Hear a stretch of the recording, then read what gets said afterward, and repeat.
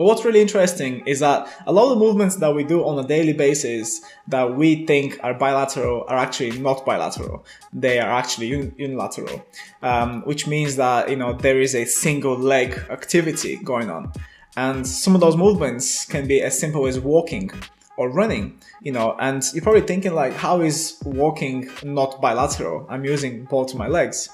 Yes, but you're not using them at the same time. You're not hopping, you are walking. And every time you take a step forward, there's one leg that takes the pressure whilst the other one comes off the floor and goes in front of the first one, okay? With running, that's obviously more complicated because there's more tension, there's more shock coming from the ground, and there's more time that you're spending on a single leg. Just say that you have some sort of an imbalance between the glutes, maybe, so maybe one glute is weaker than the other one, or a hamstring or adductors, or you have a pronated arch, so this wouldn't really show much whenever you're training, whenever you're doing like bilateral movements.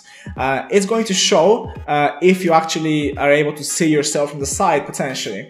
But sometimes it can be very minimal. So for example, let's take the squat. So whenever someone is squatting, obviously it's a bilateral movement if it's a normal conventional squat. You have 50 kilos on your back if it's a barbell squat. Now the left glute should be taking 25 kilos from that, and then the right one should also take 25 kilos. Just an example as how weight should be transferred. But let's just say that you have some sort of an imbalance in the foot here, so the arch is pronated, the knee collapses in, and the glute is not as strong as it should be. Which means that this glute is not going to be able to take 25 kilograms or half of the weight. Obviously the body is going to give you some clues as to these kind of imbalances, or maybe the clue is going to be in the form of pain, in the form of some sort of funny movement or not proper form. These are all clues that you need to look out for, but you need to kind of obviously be aware that these clues are happening. That's actually quite hard to do. Okay, now whenever this imbalance happens, obviously like we've spoken about the glute max here, if the glute isn't taking all the weight.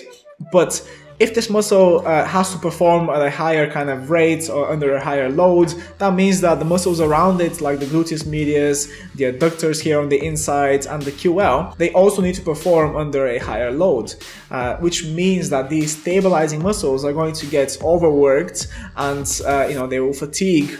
But with time, they're going to start to adapt to this kind of new imbalance in the body.